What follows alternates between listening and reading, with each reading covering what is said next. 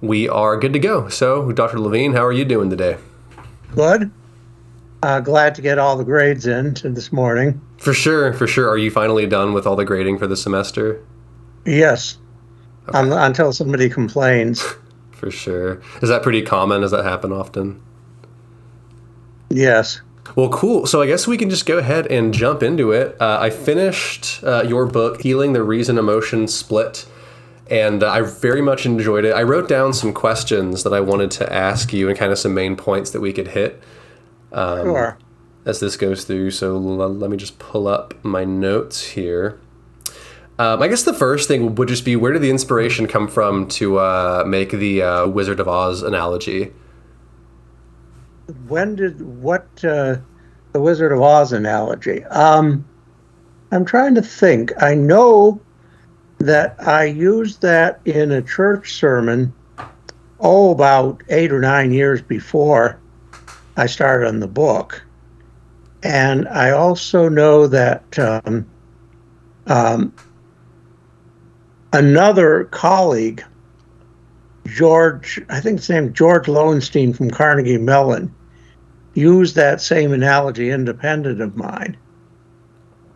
But as to when I decided to use that, I don't know. I just keep thinking about different literature, different things, and it occurred to me, okay, one of these people wants a brain and the other people wants a heart. Um, wouldn't that be a perfect analogy for the split between the brain and the heart, metaphorically speaking? Right on. Well, I thought that it was a great analogy.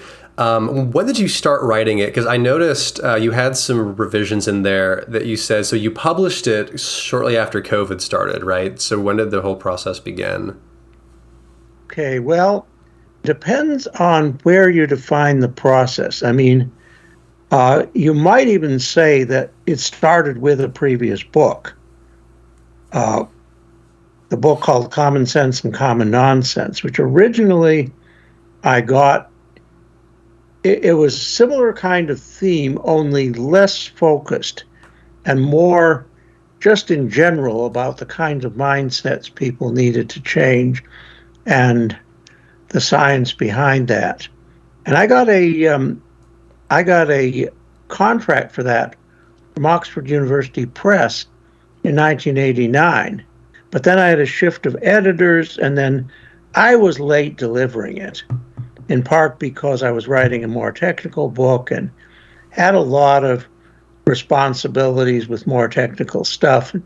So I didn't really get it finished, a draft of the whole thing finished until 1998.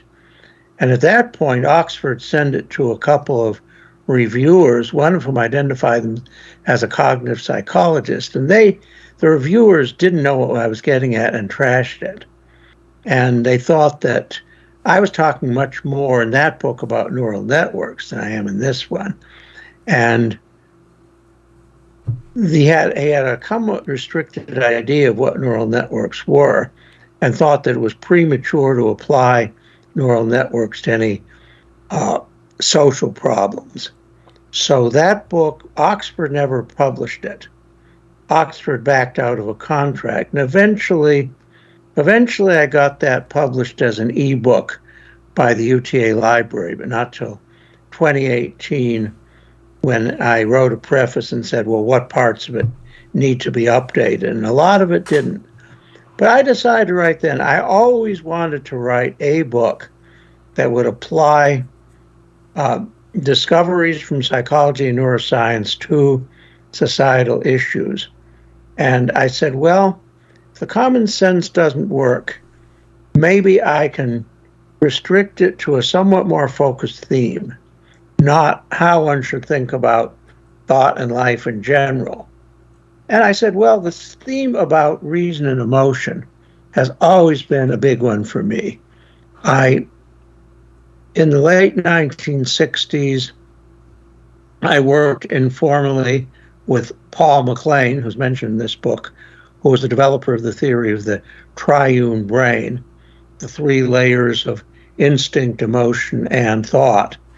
An idea which really goes back to William James, but Paul MacLean was the one who fleshed it out in the brain in neuroscience. So I worked with that, and then I worked with Stephen Grossberg on my dissertation, and Grossberg was ahead of his time in incorporating emotion into neural networks for understanding cognitive function. And a lot of my work, I modeled classical conditioning, I modeled frontal lobe function, and the frontal lobes were very important for their ability to integrate cognition and emotion. I also took a neuroanatomy class at MIT with Dr. Wally Nauda, who in many ways anticipated Damasio's theory of somatic markers. So it was really kind of in my research blood for a long, long time. And I decided this would be a theme. And I knew that there was a lot of that emotions were very much a dirty word in a large part of society, particularly among men and among liberals. The liberals wanted to say everything in terms of facts, and in the course of that, kind of ceded the whole idea of values to the conservatives, and lost a lot of elections that way. So I tied all these things together, and as far as timing goes, and I think it was fall of 2015, there was a informal class. Well, it was informal, and yet people had to write things for it, where different UTA faculty would get together with book ideas and bounce the book ideas off of each other. And the course of it we would come to things about what our market was, how we would sell it, what other books were somewhat overlapped with ours, and why ours was distinctive. And I got some really positive feedback from the guy who organized the session. I think his name was Garrigas or something like that, one of the social science departments, and from some of the other people in the class. So I decided to go ahead with it, and I was publishing the third edition of my neural networks book with Routledge, which was part of Taylor and Francis, which had bought up Erlbaum, which had published my first two editions of that book. So I wrote them and said, would you consider this book?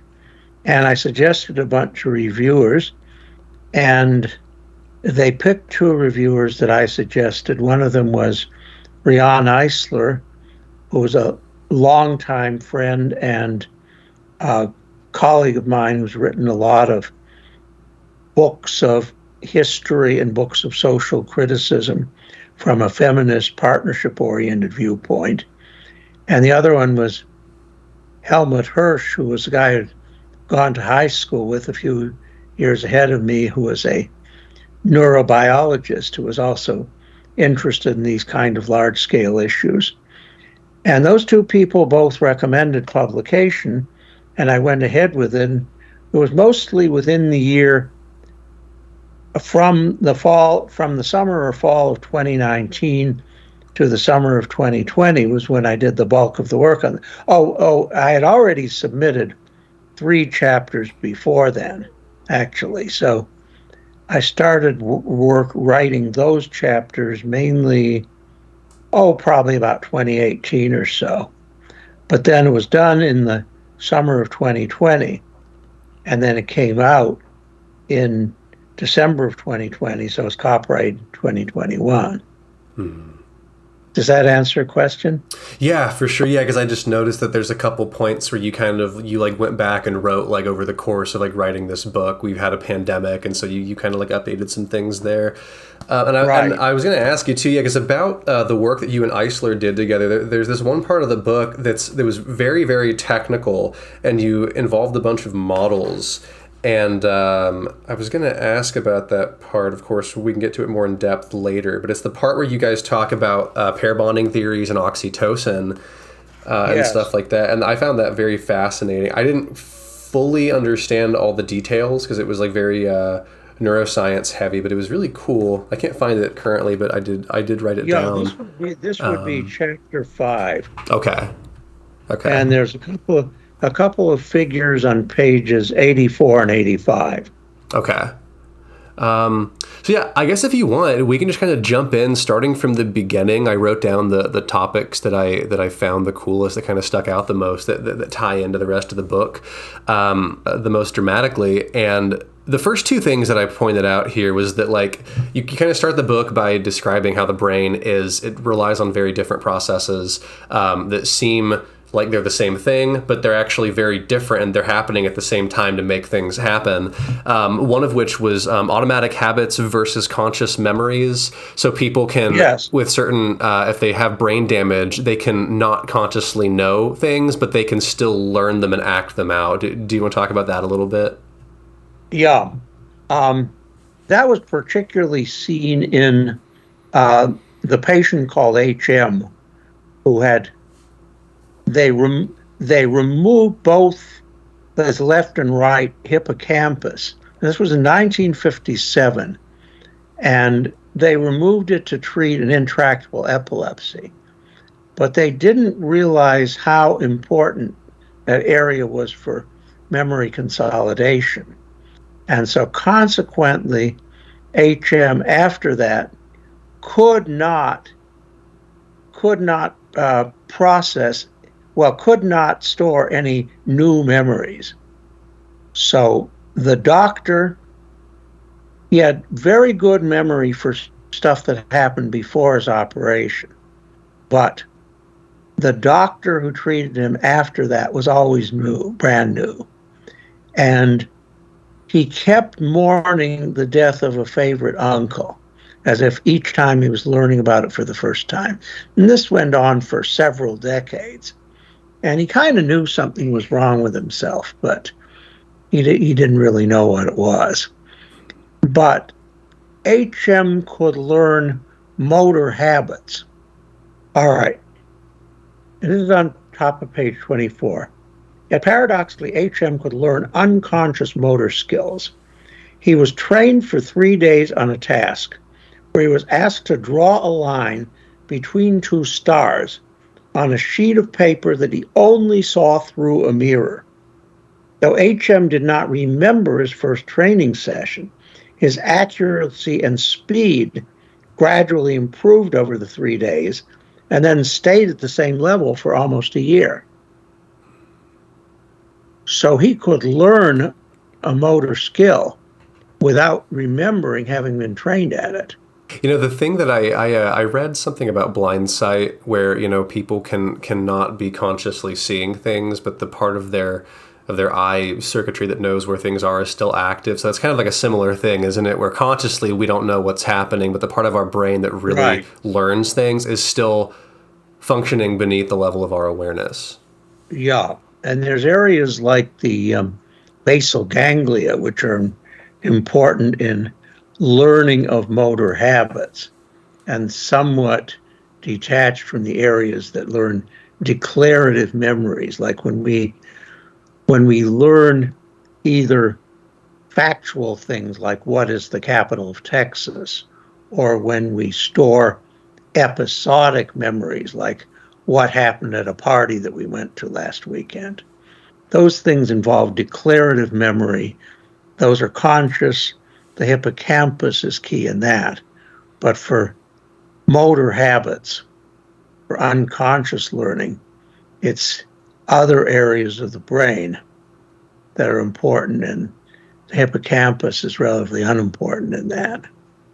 So do you feel like it's fair to say that like we intuitively feel like our conscious awareness is kind of in charge of of us? We are our consciousness, and that's kind of how most people, feel, but that really it's the case that a lot of things are happening in our brain, and that our consciousness just kind of becomes aware of them almost as an afterthought. Is that a fair thing to say? Yes, I think so. I mean, such a large number of things are going on in our brain, and the things that we are conscious of is only a small portion.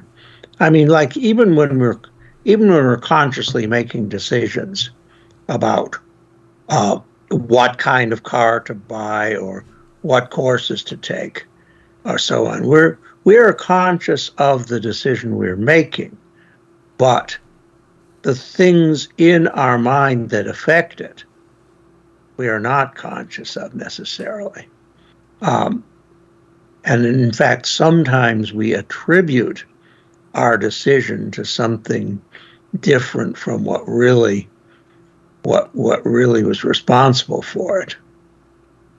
Yeah, let's so talk a little bit about Kahneman's idea of system one versus system two thinking, and how this kind of ties into the idea of automatic and learned behavior. Yeah.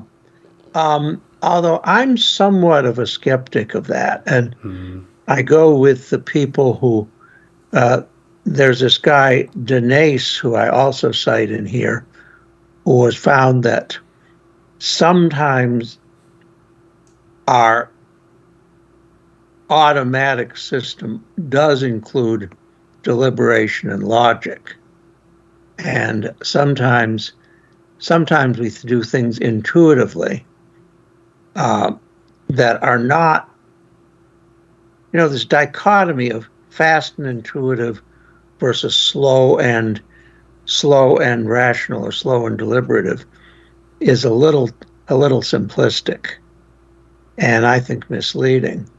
That the two processes really blend much more. Um, an example of fast logic is particularly with simple arithmetic problems.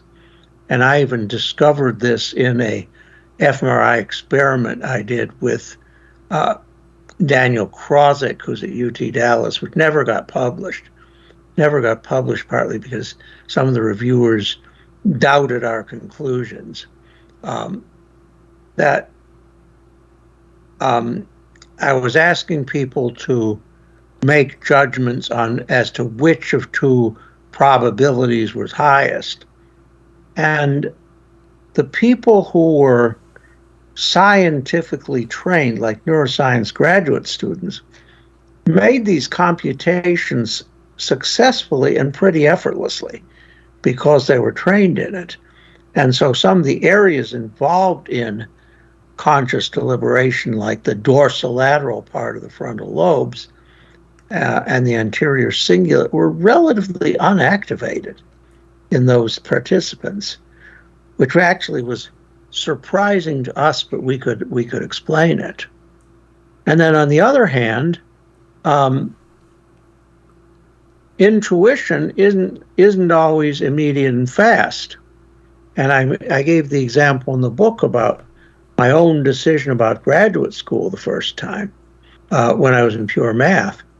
And finally, after rejecting, I got several offers from schools of comparable prestige, comparable amounts of money for either TAs or fellowships, and finally broke it down to Columbia and University of Chicago. And this was after several months, or at least several weeks, that I had all these offers. And I finally decided on Chicago on the basis of this was where I'd grown up and I wanted to be back in that area, period. Not rationally having to do with the program. So it was an intuitive thing, but it wasn't immediate. It was after weighing and measuring. But after the weighing and measuring, I made a choice that wasn't weighing and measuring. It was intuitive. So that means, all right, there is this difference, but making it sort of two different personalities or two different people, I think, Kahneman, when he talks about that, exaggerates a little bit for effect. That makes sense. Speaking of emotion, I kind of want to focus a bit on the aspects of your book that really get into kind of how society ought to be structured, politics, right, the economy. Yeah, and chapters 5 and 6 mainly. Right. And so you start pretty early in the book building the foundation for that by talking about empathy. So I wanted to talk a bit about the idea that there's a difference between cognitive empathy and emotional empathy. And additionally, yes, people are pretty selective in their empathy, right? And so whenever you expose people to oxytocin, they often feel more pair bonded and more empathetic towards their in-group, but then towards their out-group, they actually tend to become more hostile, at least with the example that you gave about Dutch people and their attitudes towards out-group. So let's, I guess, maybe talk a little bit about that and the idea of like how tribalism and our sense of culturally defined identities actually shapes our ability to empathize with people. Yeah. Well, I think we do all have the ability to go beyond our tribes, but it takes conscious effort. The more somebody is different from you, and the more they might even compete with you for space or resources or jobs or whatever, the more effort it takes to say, okay, this person may not have ethnicity in common with me, or may not have culture in common with me, but they have in common with me. They have in common with me the desire to earn a living, and they have in common with me love for their family. It takes some effort. I mean, like. And I know there have been times that I've expended that effort, times that I found myself after some mistakes being in a not so nice, predominantly minority part of a city. And I had to consciously tell myself, these people are mainly going about their business. They're not out there to harass me or rob from me. They're out there to make a living, to make a life for themselves. And that worked.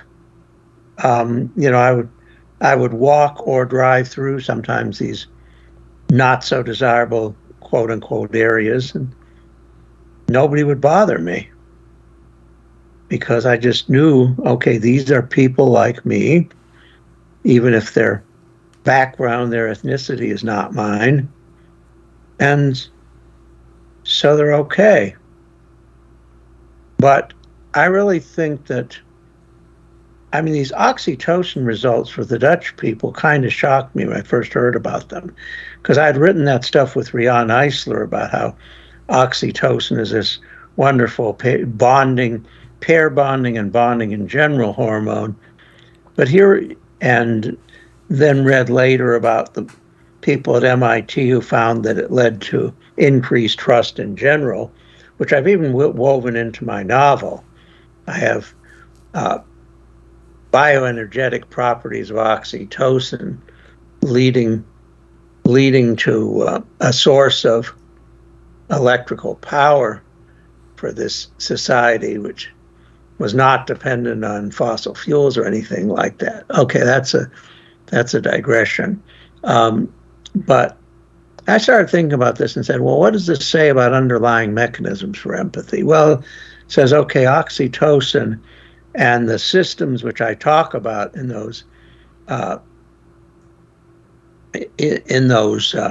diagrams in chapter 5, subcortical systems for oxytocin, they're important for at least for the emotional part of empathy, but for the cognitive part of empathy, you need to engage higher level areas. You need to engage the cortex as well. You need to engage the rational processing to say, okay, this person who looks different, how are they like me? And so my speculation, and I haven't seen any verification of this or anybody else suggesting the same thing, uh, the frontal lobes kind of have a hierarchy that the further forward you go in the frontal lobes, the more abstract your processing is. So I was thinking that cognitive empathy, particularly cognitive empathy for people who are different, requires the most abstract, the most farthest forward part of the frontal lobes, the rostral prefrontal cortex, as it's called. So again, you've got, in order to develop the kind of society we want, you need both cognitive and emotional empathy. You need to care, but also you need to have the right kind of strategies to implement the caring. So for that, you need both the cortical and subcortical systems and the interactions between them. Yeah, I find it's like whenever we're talking about wanting to pass any kind of economic policy at its core, right, it's supposed to improve the lives of people, but then trying to get people to support a policy, like to do that, you have to convince them to care about the people that that policy would be benefiting.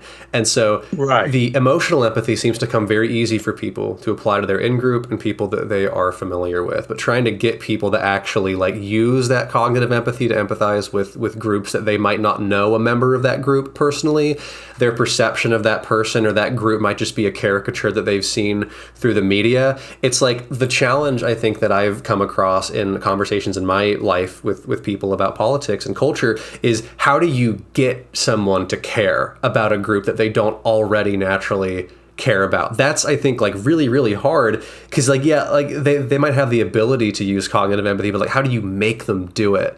That's very challenging, I Some think. politicians have been better at it than others. And if you look at, I've quoted this book by Drew Weston called The Political Brain. Weston being a psychologist at Emory University, who I met a long time ago. He might not remember me. I sent him a copy of my book, but he hasn't acknowledged it. Weston wrote a book in 2007 called The Political Brain, and he pointed out that he's been an advisor to liberal Democratic candidates, and he pointed out that some of them did a really good job at showing, not just putting forward policies, but showing that they cared. And he said Bill Clinton did that well. Later on, Al Gore and John Kerry lost close elections because they didn't do it so effectively. And later on, I mean, Weston has pursued this work later. I don't think he's written another book, but he's still continued to work on it. The 2016 campaign, I think Hillary Clinton didn't do so well because she didn't show that she cared. She used these terms like deplorables, and she didn't campaign in some states where she should have at all. So she gave the impression of, being an elitist who thought the white working class wasn't good enough for her. And Donald Trump gave the opposite impression. He really didn't care, but he gave the impression that he did somehow. And in 2020, again, Biden did somewhat better at showing that he cared. Whether he'll keep on doing that in 2024 is anybody's guess. I just hope the media doesn't tear him apart before he has a chance to. But yeah, it's very important. And I go back actually to the person who showed that he cared the most and was able to unite the groups together among candidates. And he may have gotten killed for it, was Robert Kennedy. I can remember his campaign. back in 1968. Right. Yeah, it's yeah, I'm not super familiar with kind of how he ran his campaign. Can you talk about that a little bit? Yeah, I don't remember details, but I know that Kennedy was able to appeal to both. He appealed very strongly to minorities, particularly blacks, but he was able, excuse me, to also appeal to at least enough of the white working class that they didn't feel threatened by him. Yeah, I'm that's just so going to important to be able to appeal to take both a of those. cough drop. My throat's dry. Oh, sure. Yeah, it's so important to be able to appeal to both of those groups, and it sucks that it feels like in modern politics that there's a trade-off. Like either whenever you think of like the right, you think of a group that really only cares about like the interests of like predominantly like white people and straight people and stuff. But whenever you think of the left, there's almost like a hostility to like white people and to straight people and to men, like a lot of online like left-leaning circles. And it's just like, why can't there be a unifying thing where it's like we care, we're not team black or team white or team straight or team gay, but we're against prejudice itself. And so you stick up for people when bad things happen to them, regardless of like their race, their gender, or whatever. That just a unifying principle that we're all in it together, and that we stand against racism and bigotry, themselves. That seems like hard to come by. It feels like it's more about Yes, teams than about but principles. I think some of the mass media make the problem worse than it is Definitely. because they have somehow gotten this meme, whether it's right or not, that they will sell more by making two sides into two sides. Um,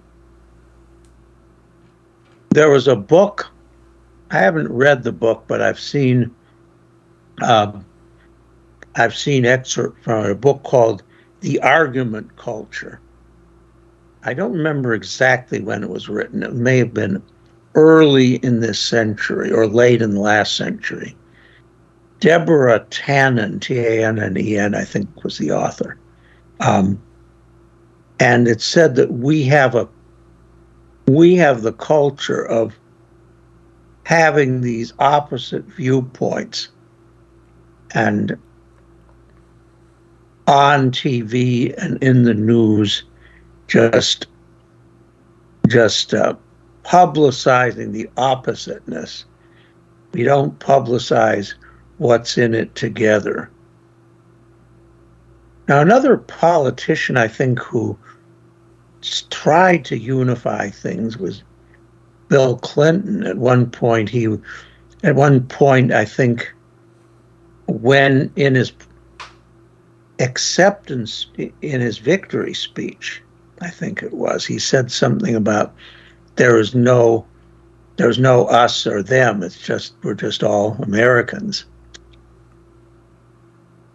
Except later on, I don't think all of his policies were always the best for everybody, but he started out with this appeal to a large group of people. But then in the impeachment proceedings against him, the polarization really stood out. All the Republicans saying that he needed to be out of office because he was immoral, and what he did to Monica Lewinsky and other women, and all the Democrats saying, well, not very nice what he did, but the good things he does in office outweigh that. Right. Let's on a similar note to that, whenever we're talking about politicians trying to make emotional appeals to people, I wrote down here this thing that I thought was cool, where you mentioned that there's this idea that whenever we split reason and emotion, that reason is being detached from the ends to which it is used, because reason by itself is ethically neutral. Right. Reason can tell you how to get from point A to point B, but it cannot tell you what point B you ought to be striving for, right? So kind of like the is-ought dichotomy. Yeah, I can't tell you what point A to start from. Right, yeah. That too, that too. And we need axioms to start from, and we need goals to kind of strive towards. And these are Right. going to be defined by emotions and values, right? So that's kind of how reason and emotion has to work together, because we have to have values that are defined by our Right. purely emotional ends to figure out what we want to use logic and reason to do. That feels so intuitive once you state it, but that's kind of unintuitive for most people, isn't it? Well, I think it's unintuitive in part because of the way we use language. I mean, we talk about acting on reason versus acting on emotion. Right. Whereas in actual fact, our best actions use both reason and emotion. And let me quote, it's on page 111. Okay, it says, we need emotion to feel the importance of doing something, and we need a reason to carry it out effectively. That a should not, the word should not be there. Right. We Yeah. need the capacity of reason, not a reason. So I'm going to read this as it should be. The split is also reinforced by the dilemma we sometimes feel. Should I act on reason or emotion? The answer is usually both. We need emotion to feel the importance of doing something, and we need a reason to we need sorry, and we need reason to carry it out effectively. So the question poses a false choice. Asking, should I act on reason or emotion, makes no more sense than asking, should I drive with my hands or with my feet? Right. And then another point I make, I don't remember where in the book it is, it may have been in the first chapter, is okay, when we say that somebody's staying with an abusive partner, or somebody's spending lots of money on extravagant gift that they can't afford, or somebody is voting for a charismatic um, leader who turns out to be a bully. We call that acting on emotion. But when we talk about somebody working hard to support their family, we don't call that acting on emotion, but we should, Right. because they're acting out of the love for their family, and love is an emotion. Right. Yeah, and that's kind of what I mean. All politics should be based on the emotion of caring about the well-being of people. Right. I think that a good way of putting it is just kind of like we need to base our choices on emotion insofar that like that emotion informs what we care about and our end goals, but not to the point where the emotions interfere with our ability to think logically. That's like the Right. full statement, but people just assume. And you say this at one point in the book that whenever we say, "Oh, like they're like acting emotionally," we load that term with only the second version and not the first, where we talk about it being like an interfering mechanism to logic and not the thing that actually sets our ends and is totally like reasonable in itself. Yeah. And also, I want to point out something that I say in toward the end, I think, of the first chapter. And this occurred to me when I was giving a talk on emotion and reason as partners to the Dallas Philosophers Forum back in 2013. Um, it occurred to me that since the Enlightenment and since the development of technology, we have exalted reason over emotion, but also there is some implicit racism, sexism, and homophobia because the cultural myth says women are more emotional than men and men are more rational. or blacks are more emotional than whites, and whites are more rational. Or even among men, at least, gay men are thought to be more emotional because they're in the arts, and many of them, and they're thought to be more impulsive, not wanting to take the responsibility of supporting a family or something like that. So, in general, when we wall off and say reason and emotion are opposites, that gives us an excuse to say some people are superior to others because they are more rational and the others are more emotional. Yeah, and that because it always ends up being about people. Like any idea that we have that has a harmful manifestation is going to end up being applied to groups in that way. Absolutely. And you were saying also that where I just had it pulled up. Where did it go? So politicians need to first appeal to people's emotional values, and then facts can be invoked to win support for specific policies that bring those values to bear. And I thought that was great because if you just sit and have a bunch of nuanced policy conversations, that's pretty boring and kind of above the level of what most people can understand. But if you first get them with emotion, which is the reality of how it works, and then I think after the fact, you can pull people into policies, but most people are not convinced by policies from like first principles or anything, right? Yeah. And I think we can get into policies pretty quickly. We should do that. If you show that you care, I think it doesn't take too long to get people into. People do have not everybody's interested in every policy, but people tend to be interested in something that affects them. Whether it's the schools, labor unions, freedom on the job, freedom to have some time for childcare or personal errands while on the job.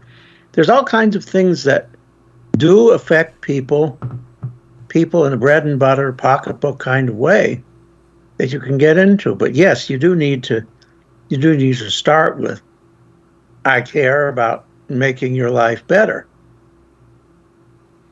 Yeah, and then it's a matter of trying to kind of battle all the propaganda that people have been fed, that maybe you tell them that you want to make their lives better, and then you present them a policy, but then they think, oh, well, that policy is not going to help me because that's socialism, or like that's this or that's that. So it's also a matter of like, I think you have to fight the battle on multiple fronts, because it's like you have to make the emotional appeal, and then you have to give a policy prescription, and within giving that prescription, you have to have two versions of it, like a very simple catchphrase version of it, and then a more detailed, nuanced version. So you kind of cast a wide net for the people that care more about learning about the intricacies and the details of policy, and you catch the people that don't really care. They just want to just grab like a quick headline or a slogan and like go with it because it sounds good. And you have to get every person at once, because if you just describe the policies in detail, you're going to lose people. But then if you make them too simplistic, people are going to think that you're not explaining it enough. So that's a very complicated thing that I've just it's an art and not a science. Definitely. And some people are better at it than others, but I suspect it's a skill that can be taught. I hope so. Because that's kind of the difficulty that I have like run into in various conversations with people, is when I try to explain a policy. At first, they will disagree with it because they've heard that it's not something that actually helps the working class or something. And then whenever I get into the details, they often will just kind of get bored or want to change the topic, or they don't actually care about the minutia and the details of it. But speaking of policy, though, let's kind of get into a little bit. You talk about the effects of poverty on cognitive loads, stress, and decision making. Yes. Whenever people are under a lot of economic anxiety, and I guess more broadly, not just for people that are like specifically that meet the category of poverty, but for lots of Americans that experience economic anxiety, that strain on them, puts a lot of of pressure on their ability to make rational choices, and also just be generally present for their children and for their own lives and stuff. Correct? Right.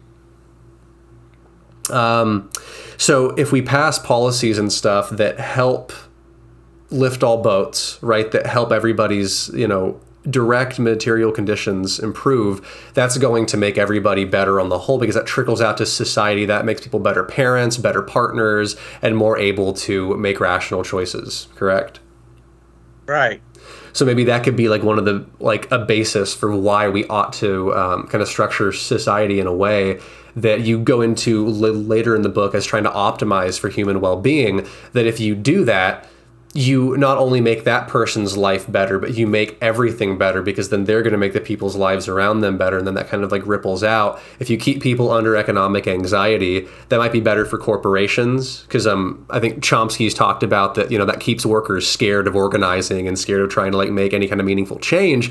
But that is worse for everybody in the long run. And it's just crazy to me that there are people that don't believe that, and they think that whenever we do things that help workers, that's like trampling on the rights of the free market or the rights of corporations. And then they're placing this commitment to this kind of dogma of the free market over the reality of helping people's lives be better. Yeah, there's something there that since I wrote the book, I've thought about, there was this talk by one of our job candidates for the developmental position. Somebody we offered a job to, but unfortunately didn't take it. I don't know where he decided to go, but I think he wanted to be somewhere that had more brain imaging equipment. But at any rate, this guy, Perino, he was talking about bullying. And he said, well, what kinds of personalities want to be bullies? What kinds of personalities become bullies? And one of the things, he had some neuroscience, but as far as the psychology goes, he said, the people who are more likely to be bullies are those who choose relative rather than absolute rewards. And what would be an example of that would be, all right, suppose you had two different scenarios, in one of which you're earning $100,000 a year, and a friend is earning $100,000. Another one of these scenarios, you're earning $75,000 a year, and your friend is earning $25,000. The bully, I would choose the one where we're both earning $100,000, but the bully would be more likely to choose the one where he's earning less, but is differential from what the other person is earning is higher. So it's the bullies are people who are not so much into doing well as doing better than. Yeah, we learned about that study in my social psych class. That's just incredibly depressing that there's any segment of the population that thinks like that. But I would suspect that the CEOs of the corporate world have a disproportionate number. Probably so. I have no data to back that up, but that's just my suspicion. And I was hoping that guy would come here, because I was starting to think of the kinds of neural network models I use have these comparative rewards in them. My dissertation advisor developed this opponent processing model, and I've used it in a number of my models. And I would have liked to work with him on how do you model people's tendency to either prefer relative rewards or prefer rewards that they have and that other people have too. Yeah, that would be cool. I wish that there was a way to track that and then try to make people change and not be, not go for the option of the relative deprivation or relative reward. And this goes to the evolutionary roots of altruism, which some evolutionists beat their heads about. Why do we ever help other people when we're out for survival and reproduction? Well, we help other people. Well, partly because we're more likely to get help, but partly, I think, because we identify. I mean, this goes back to the cognitive empathy again. We identify with other people. We say, but for the grace of God go I, or things like that. Yeah, and one of the things that really was profound for me to learn was kind of the origins of morality from an Evo Psych perspective. I think it was Skinner and his rats, or one of the guys that played with rats, and he had this study about how whenever there was a big rat and a little rat, the big rat can pretty much beat the little rat every time whenever they wrestle because of just like the body percentage was higher, or his body mass. But then if he beat the little rat too much, the small rat would stop playing with the big rat. And so if the big rat wanted to keep playing, he had to let the little rat win, at least I think it was maybe 30% of the time or something. And so that's kind of like a nascent form of emergent ethic, kind of in animals. That if you want to continue playing a game or be invited to play a game again with somebody, that you have an incentive to treat them fairly or morally, so they'll want to keep coexisting with you. And so I always thought, okay, well then that's why we should treat people morally, because we want to be invited to play the game again, the game of interaction, right? But then I've had some conversations, with people kind of about politics. And some people that are kind of like more extreme on the spectrum of not really wanting to continue coexisting with certain groups or people. Like, it's very mainstream now in conservatism. They're calling for the complete eradication of like transgenderness in America. There's kind of a faction of Christian nationalism that just kind of wants a nation of predominantly just white people. And I've had conversations where I've been like, well, don't you think it's kind of unethical to treat these people like that? But then it hit me that, well, they don't want to continue coexisting with other groups of people. So that's why they're not applying morality to them, because your only incentive to treat people morally is if you want to be invited to play the game again with that group of people. And that's the same thing with foreign policy. It's the same thing with, like, we're so selective in how we apply morality, and that it seems to only apply to groups that we have an interest in or that we can get something from. But as soon as it's a group that we don't interact with, or maybe people's takes on the Israel-Palestine conflict, states on with issues like that, we don't apply morality to people that we don't want to keep playing the game with. So how do we get people, which is, I guess, kind of the question of the book. But you can appeal to self-interest in part on things like that. I remember, I grew up in my early years till I was 14. I was in an area of the south side of Chicago, which was a middle class, mainly white, but somewhat integrated enclave, a lot of university professors. It was surrounded, to the east of our neighborhood was Lake Michigan, and to the northwest and south were African-American ghetto. And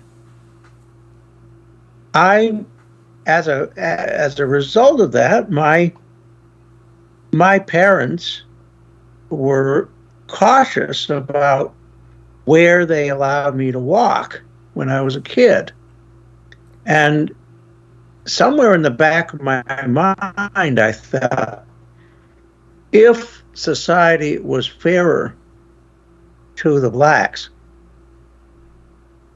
they would not be so much, walking in their areas would not be so much of a danger for me. I would be able to walk further if these people were treated better. It may have been unconscious, but I think at some level I probably felt that. Yeah, and isn't that why just like exposure to other groups of people is so important? Like, don't you think that I feel like I've read studies about how in school the areas where you have positive like intergroup interactions. So not like, because if you're exposed to people of other groups and the interactions are negative, that makes tensions worse. But if you're around people of other groups and you have to rely on them for certain tasks and work cooperatively with them, that seems to foster a sense of intergroup friendship and empathy. Yeah, even among Israelis and Palestinians, I've heard about. I mean, most of the time there's hostility between those two groups, but I've heard about some programs where they come together and interact on common projects, and they get to overcome the myths. Yeah, and like I know Realize in it's my human. personal life, I meeting people of different groups has been so instrumental in me learning more about the group that they're a part of, and then really gaining a sense of not just cognitive but actual emotional empathy for that group of people. Like meeting people of other Yes. races, trans people, and then I just think of like all these groups online where people hate groups of other people. It's because they don't have any meaningful friendships with any member of that group, and probably they've even had some pretty negative interactions with people of the group. Like with a lot of Yeah. incels, they don't have any female friends. Any girls that they've interacted with have just probably treated them very terribly. Same thing with white supremacists and black people. Same thing with, I think that can all be explained by just if people could just be around more kinds of people and have positive interactions, that would go a long Yeah. way in reducing prejudice. I mean, I would even say, as a political liberal, I've seen statements by fellow liberals saying that everybody who voted for Trump twice is a racist or something Right. like that. And I simply don't believe that. I Yeah. believe that, I mean, I think they were misguided. I think they were mistaken in what they were looking for, but their reasons for voting for Trump covered the spectrum. I mean, some of it was economic, some of it was racist, some of it was ancestral loyalty to the party, Republican Party. Some of it was thinking that the Democratic establishment was a little bit snooty, which at times it is. Um, so the reasons, not everybody who does the same thing does it for the same reason, and have to be a little bit more nuanced. You don't want to write off large segments of the population. Yeah, and that's one of the things that I think that, and I think we touched on this in our first interview, but that the left is good at doing intersectional and sociological analysis on every group of people, except it seems like when it comes to conservatives or to like white dudes, they seem to just lose Yeah. their ability to analyze the structures that lead people to make certain choices, and instead they write them off as, oh, they're evil, they're racist, and it's like, well, maybe some of them are, but all, they're people that have reasons for voting and like doing certain things, and I totally agree with you, that we have to be able to kind of bring those people in. And that's what I think one of the biggest problems with that the modern left faces, at least optically, is it feels very hostile towards, like, if you're a straight white dude. At least with a lot of online rhetoric, it does feel pretty hostile to that group of people, and it's just not necessary, because we could have a totally inclusive movement that doesn't paint people as like bad guys, or paints it like that somehow we have to carry this deep shame of bad things from American history, but rather just acknowledge them and then move forward and address them. But there is this harping on this element of kind of shame and white guilt and stuff, and like male privilege, that I do find counterproductive to leftist causes. Yes, yes. Okay, let me drop back to something that's uh, kind of it from the themes of the book. Yeah, yeah, for sure. We were talking about the need for both rational and emotional um, involvement in policies. Um, to me, being ultra rational, being just completely rational, and I talk about this a little bit in chapter 4 with his books by John Saul and Benjamin Barber in particular.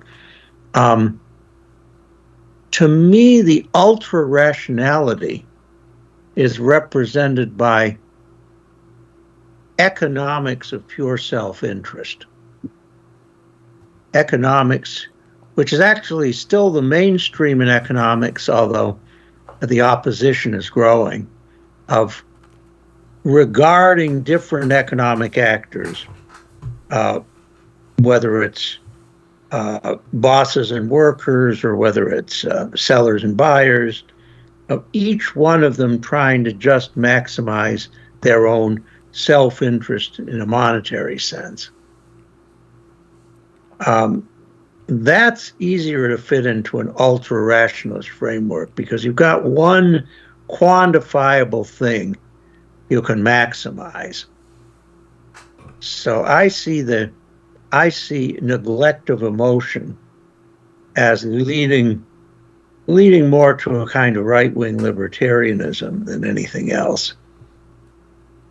Yeah, for sure. Yeah, and I actually had that written down too. That I was going to ask you about the idea that that the assumption of rational actors in economics has been shown to be false. That fits into this very like mathematical framework well, but it's BS.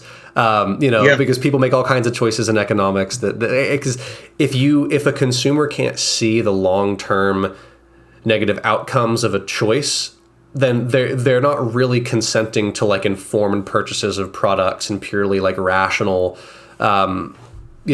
consumption of things. And so especially as I think the negative outcomes of a product are extended on a time scale, like especially with like big picture things like pollution or like environmental change or toxins in food that don't show up till 20 years later, just the fact alone that people can make purchases and not suffer the consequences for decades means that obviously there is not informed consent of voluntary consumer choice. So we have to have some kind of regulation in the economy to stop that stuff from happening, because the assumption that consumer choice is going to make the bad companies go out of business is pretty clearly not true. Yes. The next thing I had written down here, and this is kind of before the economics point that I had, but we can come back to that pretty quick, is the idea, where is it? That lack of meaning is one of the main reasons for people often being attracted to and voting for leaders who kind of promise them a sense of community, but once elected, they exert tyrannical authority, and so sometimes like racial or national divisiveness. So I wanted to talk for a second about what is meaning and how do we help people find it, and what are some bad versions of how that manifests itself in lies that people get sold that they think is going to make their lives have meaning. Yeah, that is one of my. I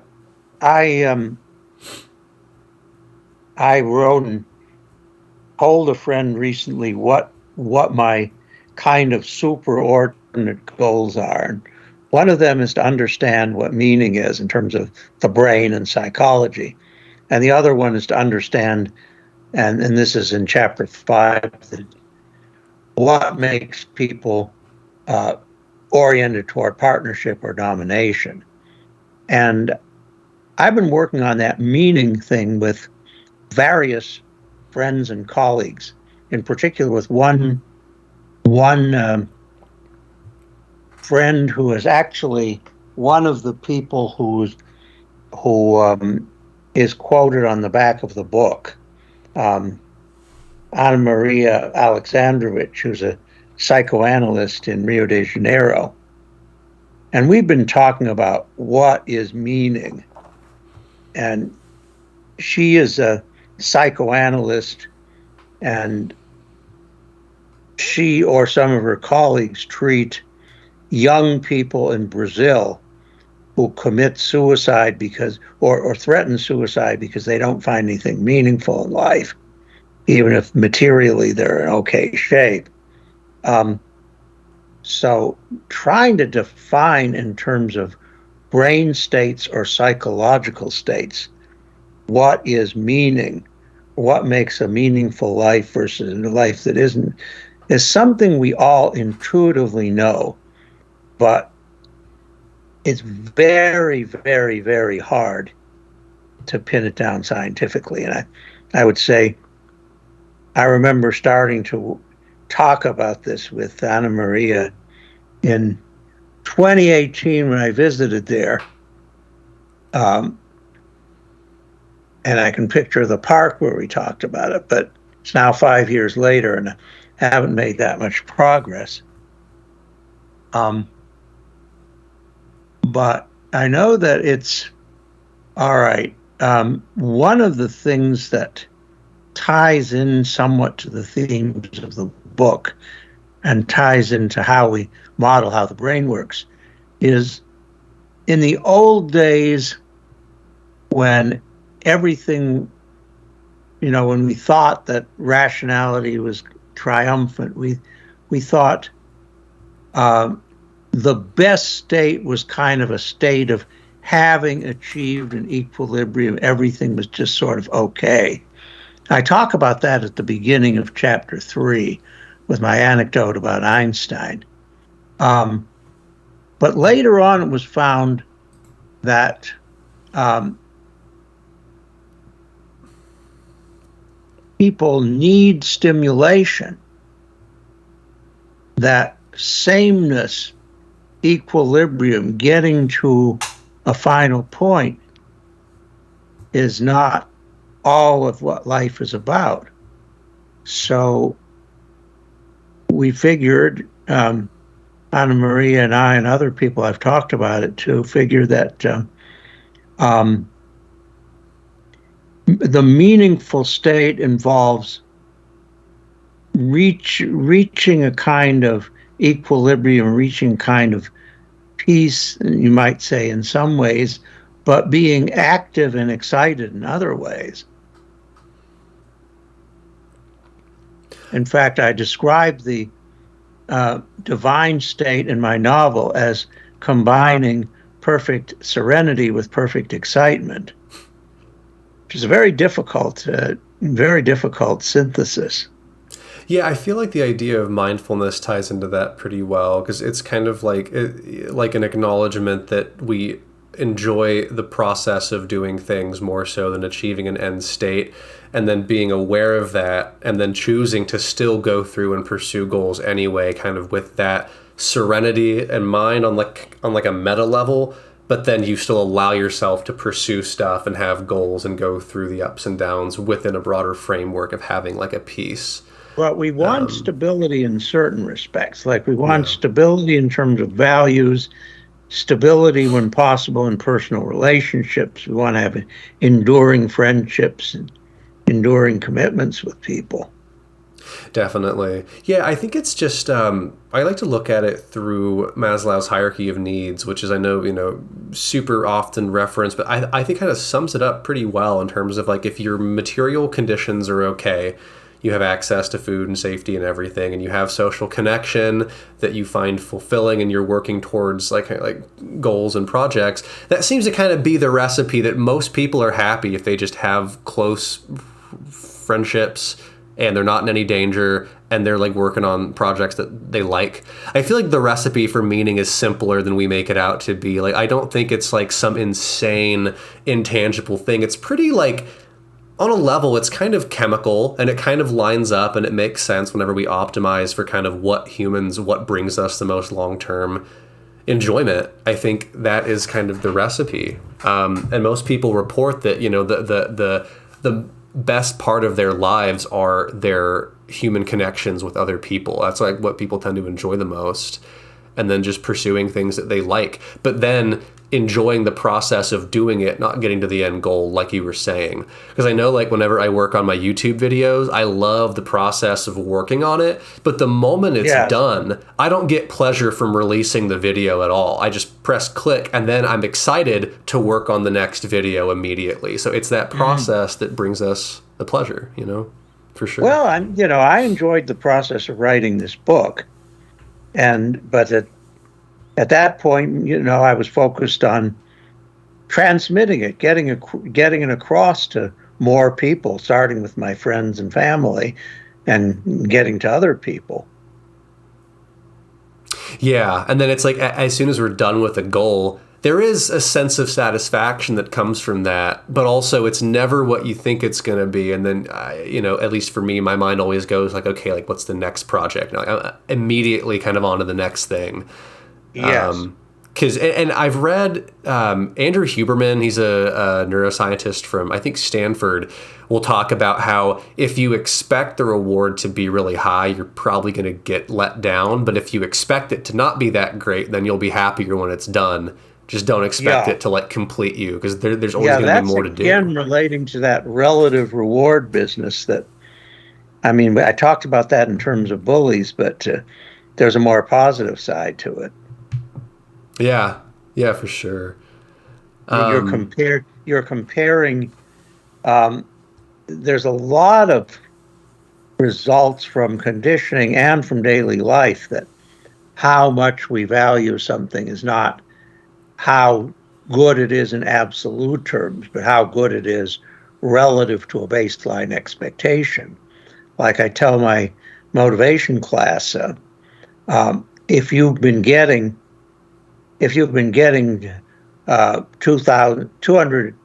a year, and you're a paid executive and you get laid off, and then you have a job getting where you earn 40,000 a year, it's a letdown. But if you've been barely scraping by and then you get a job of 40,000 a year, it's wonderful. Yeah, yeah, for sure. And you talk about also how speaking of making money and you know being happier overall whenever you don't have the stress of economics anymore upon you, there's a lot of increased happiness in Scandinavian countries. You talk about that in the book, and these people are all they're not really struggling economically very much at all. And you also kind of talk about kind of why those countries are doing so well. And then you get into talking about three utopian principles that we should kind of be striving towards and that these Scandinavian countries kind of get at. And those three principles were trust without exclusiveness, community without conformity, and delight without indulgence. Do you want to talk about those three principles here a little bit? All right. Let's see. Trust without exclusiveness means, I mean, that gets back to our earlier discussion of oxytocin, um, that we want to be able to, even if we do have a tribe or even if we do have some preferred people who are ours, be able to um, empathize with people who are outside of our tribe, and not build. You know, my utopias do not are not gated communities, shall we say? Right. Um, and let's see, the other one was um, a community without conformity. That we feel closeness to people, we feel like they're people we see repeatedly, but it's not like a stereotypical small town where everybody has to have the same religion, the same politics, the same sense of morality, that we can have a diversity of people, um, and accept them, but still have them as part of our community. And I've achieved, I've been in some groups of people that felt like we've achieved that. Like I remember when I lived in Houston, there was a group of people in our socialist group, and we kind of accepted each other as different individuals. We didn't feel like we had to conform or speak with one voice. And yet we saw these people informally as friends over and over and over again. Now, delight without indulgence. I mean, people need pleasure. Um, people need entertainment. They need good sex, a variety of other things, and yet you don't want it to be just going after titillation and being inconsiderate of other people who your decisions might affect. So does that partly answer it? Yeah, yeah, for sure. In that same page, you also talked about how ideally You say that child rearing should promote independence of thought and action rather than obedience to adult authorities or to religious dogma, which I thought was great as well. And that should be the ideal. But and I think that in terms of like parenting in general, just in helping people not struggle with like making sure that they don't have to have anxiety about being able to like make ends meet or like pay rent this month would help so much in parenting as well, and trying to and then trying to encourage people to raise kids like you're saying in the book too. Yeah. Well, the conservative argument is always if you make life too secure for people, they'll just be lazy. They will just sit on their asses and do nothing. Right. But that leaves out Maslow's hierarchy. It leaves out the fact that people who are satisfied on one level will tend to strive to go to the next level. Yeah, with just a little bit of direction. Absolutely. Yeah, I totally reject the idea that if we kind of helped everybody be economically secure and just had the floor at least be high enough that you're not going to die from like lack of health care, that people would just throw their hands up and be like, well, I'm just going to like live off the government and do nothing every day. Like maybe there would be some people that do that. It's a pretty slim minority though. Most people are intrinsically motivated to want to pursue other things in their life and give back, Let's see. I also have here that employees perform better when allowed to use their independent initiative. And I put here in a note to ask you if this kind of ties into the concept of like democracy in the workplace and then workers being able to have more dignity and control over their lives. Yes, that's a big thing. And I pursue that in my novel as well. And in the novel, I have that being tied into shorter compulsory work hours. I mean, like here you have people who, like in our society now, I think we're democratic, but you have people who can't take care of their kids properly or even have trouble voting because of their bosses say they've got to be somewhere. And they don't feel like they have the space to negotiate that. That needs to be built in, both to policies and to informal customs. Yeah, because like without workers being able to collectivize, they don't really have the leverage to secure, I think, truly fair transactions with their employers. And, people talk about how like voluntary transaction is, can't be coercive. It's kind of the classic American libertarian argument, which I just think is totally ridiculous because it's like, of course it's coercive. If you're the bottom, I think it's currently 40 to 50% of our country lives paycheck to paycheck. And it's like, if that section of the economy just has to be filled by people that are going to be in that economic position, you don't have any leverage. You can't say no to certain employment opportunities. And so like, obviously there is an element of coercion in there. And yeah, I think that I'm a really big fan of the idea of democracy in the workplace. I don't know the exact details of how that would play out, but I feel like the people that are putting in the labor to produce the goods in an economy should have some say over the company within which they work, as well as, I think that their pay should be somewhat proportional to the labor that they're actually putting into the value of the product, Yes. Not to go full Marxist here, but again, in my utopian novel, I talk a lot about that, and ends up with the president of one of the countries that America split up into, talking about the dignity of janitors and street sweepers and stuff like that. Yeah, that's awesome. I wish we could get there one day. You also mentioned here that science has made it difficult for traditional theism to be maintained, and yet the emotional needs that give rise to religion remain a part of us, and they have to be fulfilled. somehow kind of like, and this is kind of elaborated on by, they talk about the left and the right hand of God, partnership and authoritarianism, respectively. Right. I had here in a note to ask you to kind of elaborate on this and explain what you think can kind of fill the void that is left by God in a lot of people. Well, this is something I find hard to put into words, but I know that again, it's the talking about meaning. It's the talking about connections between people and the planet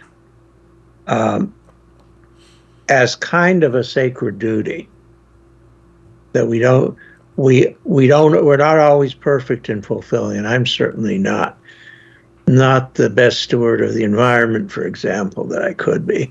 But it's something to strive toward, and social justice is something to strive toward, and kind of a sense of the sacred. I mean, the idea of God can be part of it, but it's a different conception of God. It's a God. It's not a God who is a figure who rules over us and rewards or punishes us. And it's not supernatural. It's a God who we're part of. And as a matter of fact, on my UTA website, there is I have a book review I wrote back in 2006 of a book by Daniel Dennett called Religion as a Natural Phenomenon. And Dennett is a leading philosopher of science and philosopher of mind, was asking the question about what is it in our evolutionary makeup that wants religion. And he talked about the comfort it provides us about what we're going to die as one of the big things. But I was critical of Dennett for, too narrow a definition of religion and too narrow a definition of evolution, both. Evolution to me is not just selective survival, it's also cooperation. And religion is not just worship of something supernatural. It could be, it's usually worship of something that's a higher power than ourselves. But I make the distinction in my review between supernatural and superhuman. It could be more powerful than us, but still obey laws of nature. And also, could we be a part of it? Like even Alcoholics Anonymous has a higher power that we are a part of. And in a similar vein, Rabbi Mecklenburger, another one of the people who's on the back of my book, he wrote a book that I'm on the back of his book. His book is called Why Call It God? And his idea is that God is not the creator of the order of things. God is the order of things. That's cool. I like that. Maybe like do you think that as long as people have something transcendent, some kind of like value framework that is beyond them, that can kind of serve as the function of God, as most people call it? Right.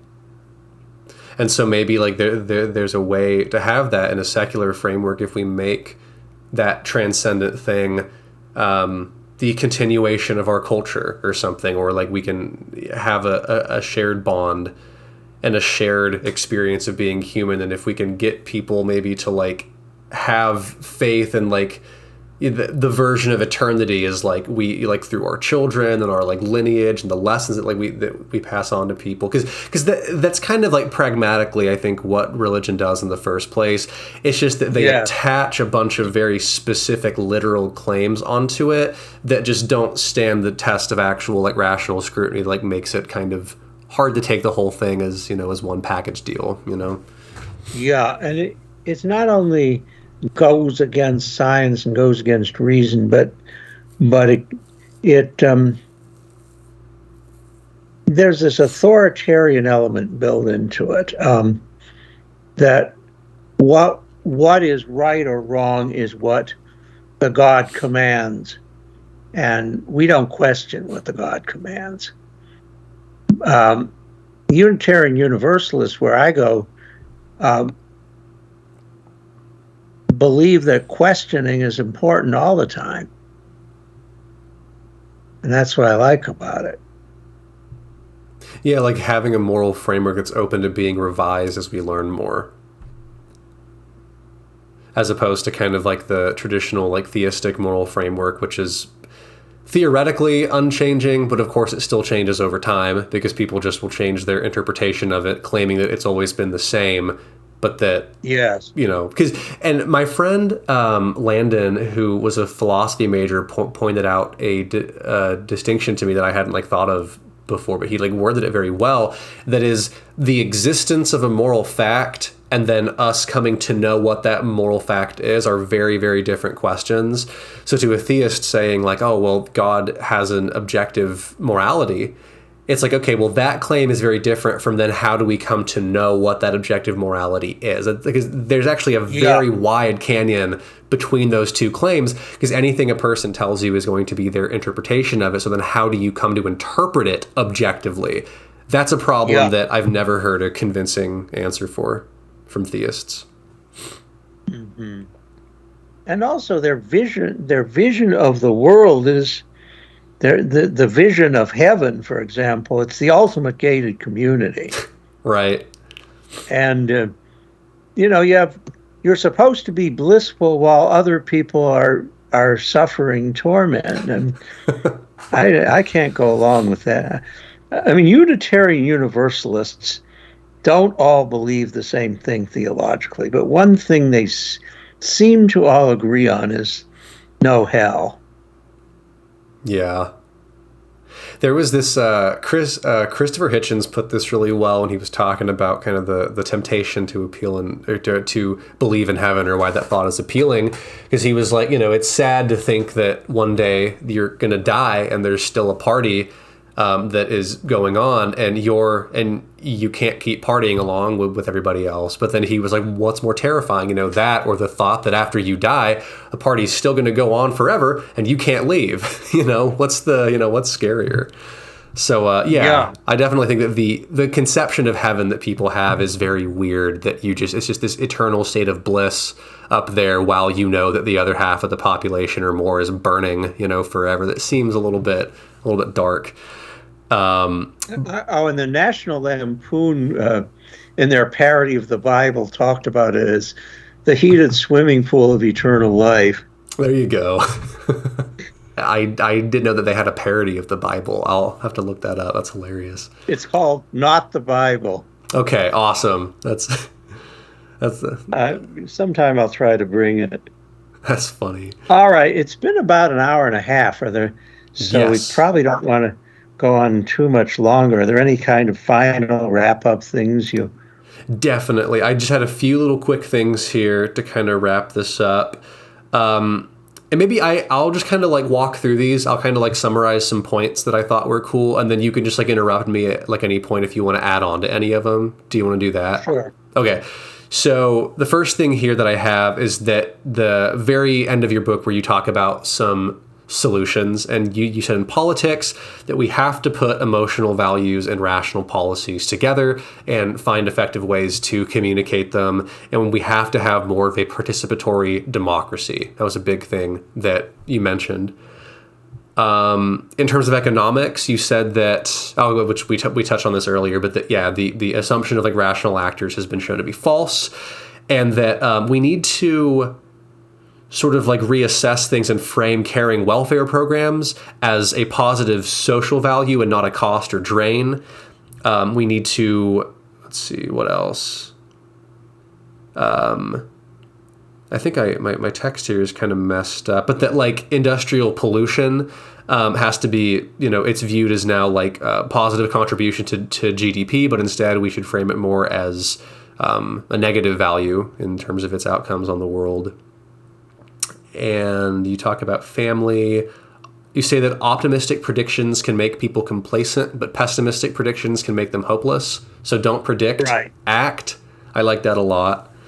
Yes. And then the very final thing that I have here is talking about just the compassionate revolution and how, at some point coming kind of soon, in the wake of the kind of explosion of the internet and all of the destruction it's caused culturally, that we need to be able to kind of come back from that and put an emphasis on compassion and the importance of emotion between people, which was the last chapter of your book. Yeah, I want to mention one thing that relates to that that's in the news right now is that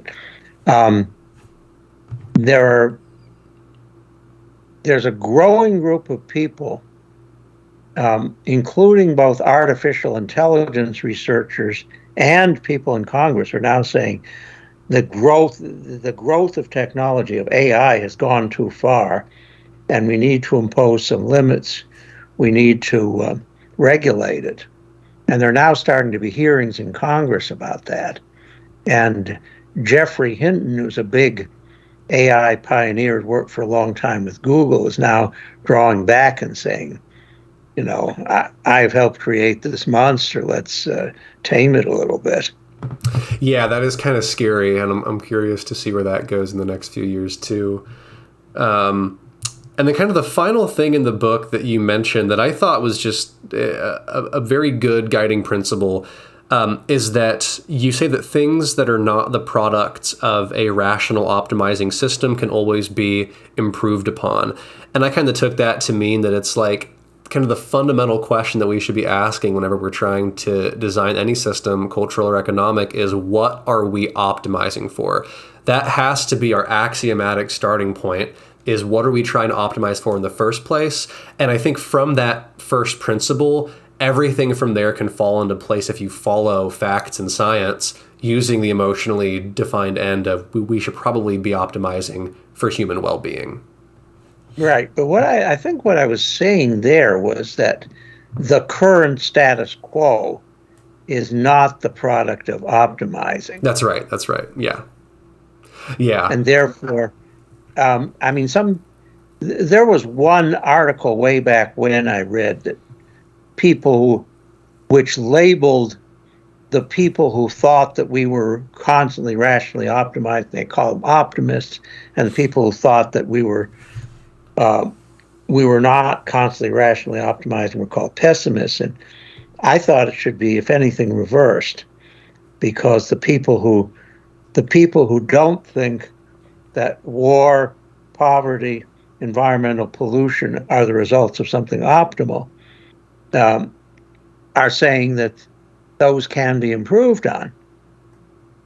Whereas those people who say they are optimal say, well, it's inevitable. There's going to be war, there's going to be poverty, there's going to be pollution.